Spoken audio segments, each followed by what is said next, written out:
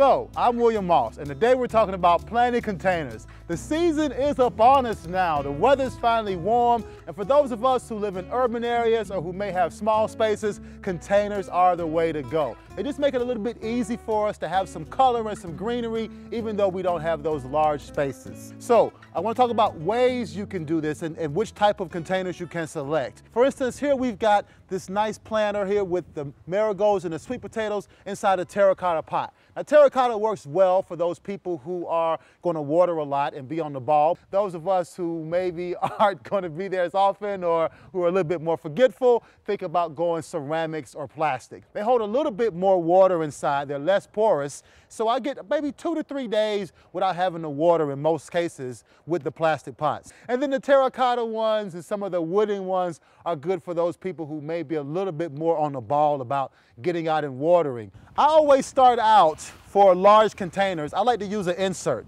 Just putting this down in here, it saves me a little money on soil and also on weight. Not quite as heavy for me on my balcony when I set it out.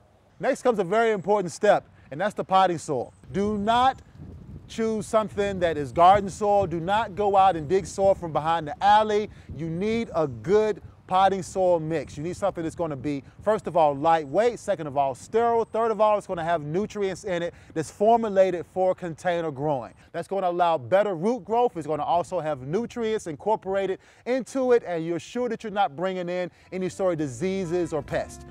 And I'm going to just dump it in. You just need something kind of along the bottom.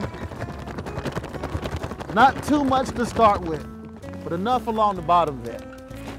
Now, once you have your potting soil in, now you start thinking about your plant. So we got our Kanna plant over here, and this guy is a great container plant. It's going to give me foliage and flowers most of the summer. You guys already know how to get plants out. If it's a big pot, you just lay it on a flat surface, press down a few times, 1, 2, 3, lean it to the side, and look at there.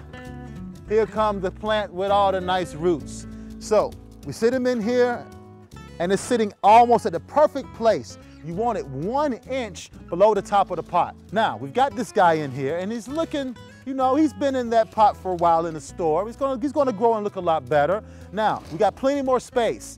Next thing you wanna do, add some more soil. So, I'm gonna take this, our good potting soil mix once again.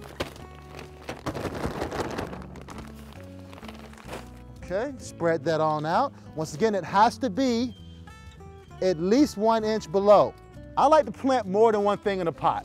My pots are like mini gardens, mini ecosystems in themselves. I like to make sure that I have something to look at all the time. And to me, although Kanna looks great growing in a pot, it doesn't look as good as Kanna and ivy. So I take some of the ivy plants that we have here, put a few of them in, and what this is going to do is going to give me a nice covering of ivy on the bottom. So I'll have something that fills the space and cascades at the bottom, and I have a nice vertical element with the Kanna poking up.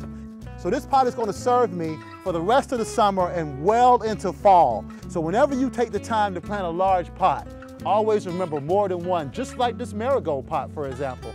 Don't want to overplant. I've got a good 6 ivies in here now and a couple of Kanna stems, and this pot's ready to go. And over the next 3 to 4 weeks, it's going to probably triple in size as far as the ivy goes and give me the lush display that I want. This is William Moss. Peace out.